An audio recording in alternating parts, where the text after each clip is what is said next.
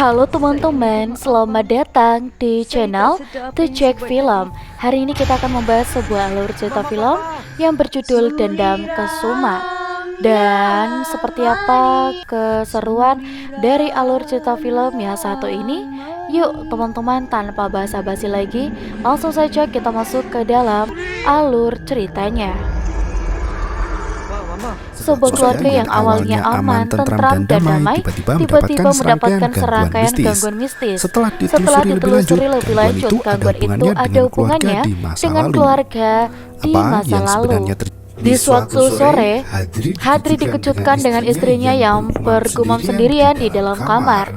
Ia menepuk pundak Mina yang tiba-tiba menatapnya dengan tajam. Mina? Ali, anak lelaki dari keluarga itu, masuk ke dalam kamar dan memberitahu sang ayah jika Suri kerasukan setan. Mina yang jatuh pingsan secara tiba-tiba ditinggalkan begitu saja di dalam kamar. Suri yang kerasukan terus berkata jika ia akan merampas kebahagiaannya. Tanpa pikir panjang, Hadri bergegas mencengkeram anaknya dan membacakan doa agar sosok setan yang merasuki Suri segera pergi. Dan film pun dimulai.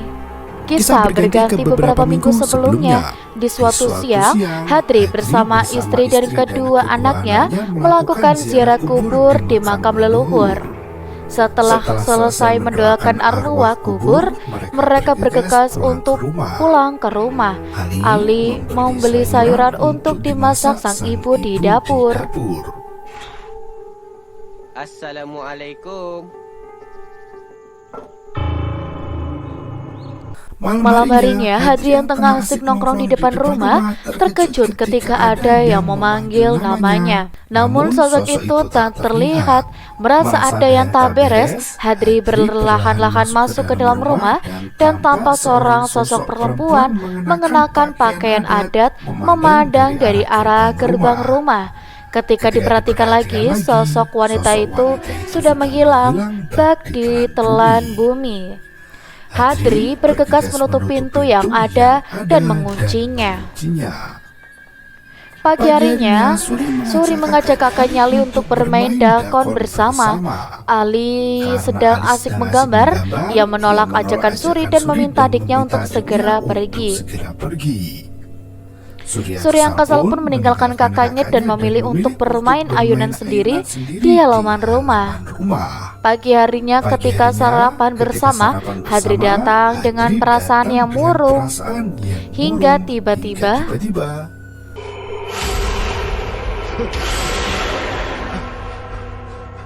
melihat penampakan mengerikan itu, ia bergegas pergi meninggalkan meja makan tanpa alasan apapun. Mina dan kedua anaknya kebingungan melihat Hadri yang bertingkah sangat aneh. Siang itu, Suri menanyakan apa yang terjadi pada ayah mereka, pada Ali. Ali tak begitu tahu, namun yang ibu katakan ayah mereka sedang sakit. Ia meminta adiknya untuk tidak terlalu memikirkan hal itu dan bergegas menyuruh Suri untuk pergi bermain. Gadis itu bermain ayunan sendiri bersama dengan boneka kesayangannya. Suri merasa sedih karena ia menganggap tak ada orang lain yang menyayanginya karena tak ada yang mau mengajaknya bermain. Hanya Lili, boneka yang selalu menemaninya bermain. Dari belakang muncul sosok nenek Suri yang telah mati. Malam itu, Suri yang asik makan roti sendiri kembali didatangi sosok arwah nenek. Suri tertawa hingga membuat Hadri curiga. Sayangnya pria itu tak memperdulikan dengan siapa sang anak tertawa. Hadri lebih memilih untuk kembali nongkrong di halaman rumah sembari sebat.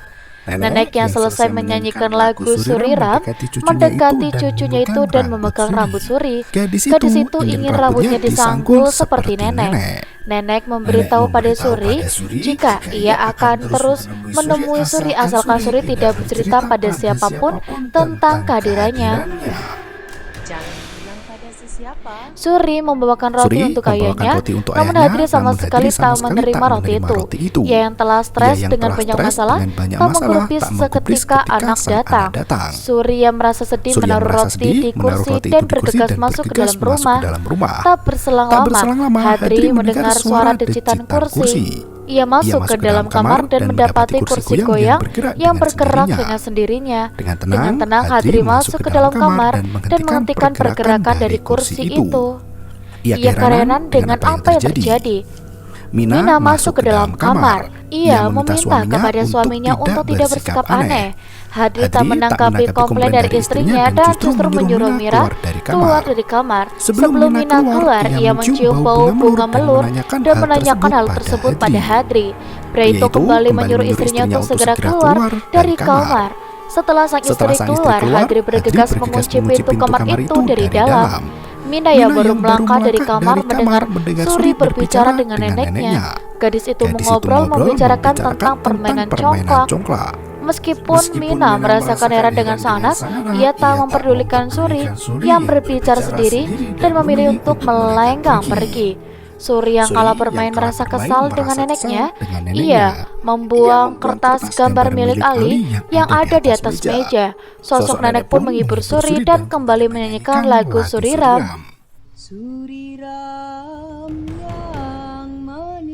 Ketika malam semakin larut, Ali masuk ke dalam kamar dan mendapati Suri sudah tertidur. Ia membersihkan kertas gambar miliknya yang dibuang oleh Suri. Ali menemukan sebuah keanehan di mana ada gambar sosok mengerikan yang tak pernah ia gambar sebelumnya. Ia mencoba membangunkan adiknya untuk menanyakan siapa yang menggambar, namun itu Suri sama sekali tak mau bangun.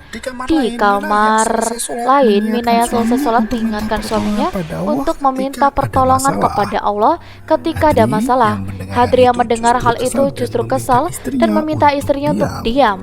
Dia tak peduli jika Mina mau sholat, maka sholatlah sendiri dan janganlah mengajak orang lain. Hadri memilih pergi ke dapur untuk membasuh muka. Tanpa disadari, sosok nenek muncul di belakang gorden dan mengatakan jika ia akan merebut kebahagiaan. Mina yang mendengar suara itu dari kamar, ketakutan dan bergegas doa meminta perlindungan. Gangguan semakin kencang di mana tirai pertebangan seperti terkena angin kencang. Tak berselang lama, gangguan itu pun akhirnya usai. Pagi harinya, Ali yang bangun dari tidur terkejut karena adanya di sini adiknya sudah tidak ada di tempat tidur. Ia langsung merapikan kertas gambar miliknya. Yang kembali ada gambar mengerikan. Sementara itu, Hadri masih stres berat dan hanya melamun di depan rumah. Mina membawakan kopi dan meminta suaminya untuk kuat menghadapi cobaan yang ada. Hadri yang kesal pun memilih untuk pergi. Mina berteriak meminta suaminya untuk sholat, namun Hadri tak memperdulikan hal tersebut. Siang harinya, Ali mengajak ayahnya untuk sholat berjamaah. Sayangnya pria itu sama sekali tak menggubris dan masih asik bersantai di kursi goyang. Tak hanya Ali yang tak diperhatikan oleh sang ayah, Suri sama sekali tak mendapatkan perhatian darinya. Ketika ia mengajak ayahnya bermain ayunan di halaman belakang, ketika Suri makan bersama ibunya, anak itu terus melihat ke arah luar rumah yang membuat Mina khawatir. Suri terus-terusan melihat ke arah pintu hingga akhirnya ia memutuskan untuk pergi keluar. Gadis itu duduk di ayunan memanggil neneknya karena ia merasa kesepian. Tiba-tiba ayunannya bergoyang yang Suri kira itu adalah neneknya. Ketika dilihat ternyata itu adalah Ali. Ali kebingungan dengan adiknya yang memanggil nenek. Suri tak mau mengaku jika ia melihat kembali neneknya sudah meninggal. Gadis itu mengusir kakaknya agar pergi dari hadapannya. Sore itu Suri terlihat sedang asik berbincang dengan neneknya. Suri, masuk. Mina yang keluar dari rumah melihat Suri berbicara sendiri. Ia meminta sang anak untuk masuk ke dalam rumah karena hari sudah hampir maghrib. Suri yang kesal segera masuk ke dalam rumah diikuti oleh Mina. Ia merasakan ada sosok yang melintas di belakangnya. Ketika dilihat tidak ada siapapun di sana, Suri kala itu masuk ke kamar nenek. Ia mengecek laci dan menemukan sebuah cucuk sanggul milik sang nenek. Nenek meminta Suri untuk membawakan cucu sanggul itu dan memberikannya kepada Suri. Ia meminta gadis itu untuk menjaga cucu itu dengan sebaik-baiknya dan jangan diberikan kepada siapapun juga. Nenek juga mengajarkan Suri menari. Mina yang masuk ke dalam kamar terkejut di mana sang anak terlihat menari sendirian di kamar neneknya. Mina menanyakan kenapa Suri menari seperti itu dan dari mana gadis itu mendapatkan cucuk sanggul. Karena Suri tak menjawab dan terus menari, Mina mengambil cucuk itu dari kepala anaknya. Suri langsung marah dan meminta emaknya untuk segera pergi. Terlihat sosok nenek yang muncul di belakang Mina. Wanita itu segera membuang cucuk itu dan memeluk anaknya. Malam harinya, Mina memeriksa laci meja milik ibunya yang sudah meninggal. Ia menemukan sebuah foto keluarga yang mana ada coretan di wajahnya. Selain itu, terdapat sebuah surat. Mina yang hendak membaca surat itu mendengar suara Suri yang berteriak. Ia segera masuk ke dalam kamar, di mana anak perempuannya itu tengah mencekik Ali. Mina mencoba menenangkan Suri, namun ia justru kena tampar. Mengetahui anaknya kerasukan, Mina minta sosok arwah ibunya yang ada di dalam tubuh anaknya untuk keluar. Hadri yang baru masuk ke rumah melihat sosok mertuanya yang berada di depan Mina. Ia mengusap mata dan sosok itu berubah menjadi Suri. Segera Hadri menenangkan istrinya agar tidak menyakiti anak mereka. Setelah semua tenang, Mina menghampiri Hadri di teras rumah. Ia meminta maaf sadar telah melakukan itu kepada Suri. Ia meminta maaf atas apa yang telah ia lakukan pada Suri. Mina mengaku tak tahu apa yang sudah dilakukannya tadi. Ia merasa semenjak mereka pindah ke rumah itu, hal-hal pelik terjadi. Mulai dari Hadri yang tiba-tiba murung, Hadri tak mengerti apa yang dikatakan istrinya dan justru marah. Mina mencoba menjelaskan apa yang terjadi dengan mereka dan mungkin ada kaitannya dengan arwah dari emaknya yang tak tenang. Pagi harinya, Hadri berusaha keras untuk memulai sholat kembali. Ia merasakan kembali ada sosok yang mengikutinya dari belakang. Hadri yang ketakutan berusaha untuk tetap tenang. Sementara itu, Mina yang berada di kamarnya kembali memandangi sanggul itu. Tiba-tiba Mina bisa merasakan apa yang terjadi di masa lalu emaknya. Kala itu sang emak yang bernama Kesuma mendapatkan janji untuk dinikahi dengan seorang pria. Kesuma sangat senang dan bersedia menjadi istri dari Bakri. Bakri berjanji untuk segera membawa rombongan dan melamar Kesuma. Mina tiba-tiba tersadar dari lamunannya. Ia segera mengembalikan cucuk sanggul itu ke dalam laci. Siang harinya, Ali mendatangi sang ayah yang berada di masjid. Ia menanyakan tentang foto yang ditemukannya di dalam laci meja. Hadri tak langsung menjawab. Ia membaca sumpahan yang berada di dalam foto tersebut, di mana akan memusnahkan kebahagiaan orang yang ada di dalam foto, seperti pria itu memusnahkan kebahagiaannya. Malam harinya mereka memakan bersama. Hadri meminta maaf atas sikapnya selama beberapa hari terakhir. Kini giliran Mina dan Suri bersikap aneh. Mina termenung di dalam kamarnya. Ketika Hadri menyentuh pundak Mina, sosok sang istri berubah menjadi Kesuma. Hadri sangat terkejut dan menanyakan kenapa sosok itu muncul mengganggu keluarganya. Kesuma memberitahu jika ia akan memusnahkan kebahagiaan dari Hadri sebagaimana ia telah memusnahkan kebahagiaannya. Hadri sama sekali tidak mengerti apa yang Kesuma katakan karena ia merasa tak merusak kebahagiaan siapapun. Ali datang dan memberitahu jika Suri kerasukan. Segera Hadri membacakan doa hingga Suri tersadar kembali.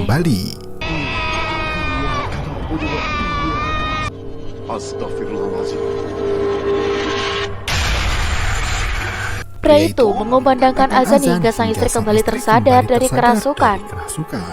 Siang harinya, Hadri masih melihat Suri bermain dengan sosok Kesuma di halaman rumah. Mina juga terlihat berbeda setelah kerasukan kemarin. Bahkan Ali yang melihat ibunya sendiri terlihat sangat ketakutan. Setelah Mina masuk ke dalam kamar, Hadri menyusul dan meminta maaf karena selama beberapa hari terakhir dirinya tak memperhatikan anak dan istrinya. Kini Hadri gantian yang mengajak Mina untuk sholat berjamaah. Tanpa berkata apapun, Mina melangkah pergi meninggalkan Hadri sendirian di dalam kamar. Malam itu setelah sholat Isya, Ali dan Hadri mendengar Suri yang bermain congklak. Mereka masuk ke dalam kamar dan menanyakan dengan siapa Suri bermain congklak. Gadis itu tak menjawab dan kembali kerasukan. Dengan kekuatan yang besar, Suri mendorong ayahnya untuk keluar. Segera Hadri membacakan doa hingga Suri kembali tersadar dari kerasukan. Hadri kini mulai menyadari atas apa yang terjadi selama beberapa hari terakhir. Ia menyesal telah bertingkah aneh selama berada di dalam rumah itu.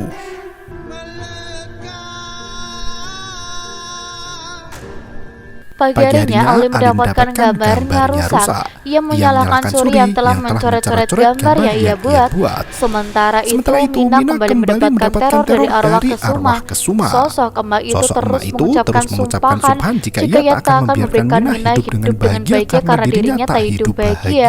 Mina yang tak kuat hendak mengakhiri hidup dengan cucuk sanggul. Untungnya Hadri datang dan mencegah istrinya melakukan hal berbahaya. Ali yang kembali ke kamar merasa kesal dengan adiknya karena semua kertas gambarnya kembali berserakan. Ia menarik Suri yang berada di halaman rumah. Saya minta maaf, Bang. Saya tak sedar apa yang saya buat tadi. Mina memberitahu jika Hadri harus menyelamatkan keluarganya karena ia sudah tak tahan dengan apa yang terjadi. Hadri mengeluarkan surat dan mempertanyakan pada Mina. Mina pun bercerita jika dulu ayah dari Hadri pernah menjalin hubungan dengan Kesuma, ibunya. Namun sayangnya, sahabat dari Kesuma yaitu ibu dari Hadri yang bernama Cempaka merebut cinta dari Bakri dan Kesuma. Mina menjelaskan jika hal yang lebih terburuk lagi adalah Kesuma memelihara Sakra. Bakri meninggalkan Kesuma dengan alasan jika gadis itu memelihara Sakra. Cempaka meminta Kesuma untuk ikhlas merelakan hubungannya dengan dia. Kesuma pun bersumpah jika ia akan terus melakukan teror pada keturunan Bakri dan Cempaka. Semenjak saat itu, Kesuma menaruh dendam pada Bakri. Kesuma juga marah Mina untuk menikah dengan Hadri. Bahkan Kesuma meminta Mina untuk pergi jika ingin gadis itu ingin bersama dengan Hadri. Kini Hadri mengetahui semua cerita kelam yang terjadi antara kedua orang tuanya. Ia kini menanyakan tentang cucuk sanggul yang ditinggalkan. Mina sendiri tak mengerti dan menurutnya jika itu mungkin adalah rumah dari Saka peliharaan emaknya. Terdengar suara gelas pecah dari arah dapur. Hadri yang hampir terkejut di mana Ali sudah jatuh pingsan dengan kepala berdarah. Hadri bergegas membawa anaknya pergi ke klinik. Mina yang membersihkan pecahan gelas kini kembali mendapatkan teror dari emaknya. Mina yang ketakutan meminta Samak untuk tidak mengganggunya. Setelah Mina bersembunyi di dalam kamar, ia pergi ke keluar untuk pergi mencari Suri. Sosok emaknya kembali muncul dan membuat Mina jatuh pingsan. Malam harinya sepulang dari klinik, Hadri curiga dengan lampu rumah yang tidak menyala. Ia bergegas masuk dan menemukan sang istri yang jatuh pingsan. Setelah Mina tersadar, mereka bergegas mencari Suri di dalam kamar. Gadis itu masih asik bermain boneka sendirian. Hadri memeluk anaknya dan membacakan doa agar terhindar dari sosok Kesuma. Mina mengaku jika dirinya sudah takut lagi dengan gangguan yang terjadi, mulai dari kepala anaknya yang bocor, dan ia takut akan terjadi hal buruk yang lagi ke depannya. Hadri menenangkan istrinya jika ia melukai Ali bukanlah Suri. Mina yang tak tahan pun pergi ke dapur untuk minum air putih. Tiba-tiba Suri muncul di depannya dan bernyanyi Suri Ram. Mina yang ketakutan tak bisa berkutik. Ia melihat anaknya itu keluar dari rumah dan bermain ayunan. Merasa ada yang tak beres, Mina mengecek kamar Suri. Namun anehnya, anak itu ada di atas ranjang. Mina memanggil Hadri dan memberitahu jika ia melihat Suri bermain ayunan. Ali keluar dari kamar dan memberitahu kedua orang tuanya jika Suri mengganggunya tidur. Ketika Ali melihat ke dalam kamar lain, ia terkejut dan mengatakan jika Suri ada di dalam kamarnya. Kini mereka bingung karena Suri ada 3. Hadri meminta Mina untuk membawa Ali ke ruang tamu. Ali mempertanyakan siapa yang ada di dalam kamar. Mina tak bisa menjawab hal itu dan meminta anaknya untuk terus berdoa. Mina kembali mengecek Suri ke dalam kamar, namun anaknya itu sudah menghilang dari sana. Bersama dengan Ali, Mina mencari Suri keluar rumah. Di ayunan terdapat banyak bunga yang berjatuhan. Mina meminta Ali untuk masuk ke dalam rumah dan berdoa.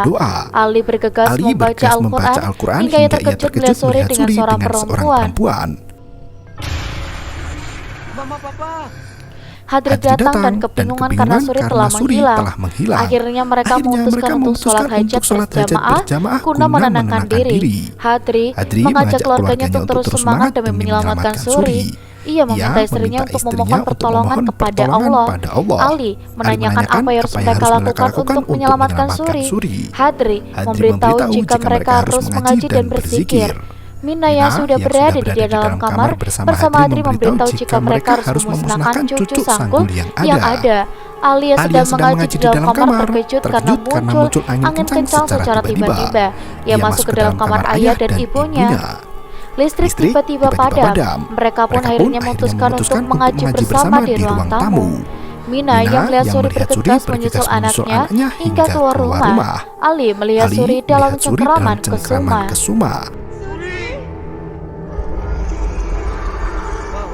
Sosok itu mengatakan jika ia akan merampas kebahagiaan dari rumah tangga anaknya karena orang tua Hadri merampas kebahagiaannya. Tanpa sengaja Hadri menjatuhkan cucuk sanggul hingga membuat arwah Kesuma kesakitan.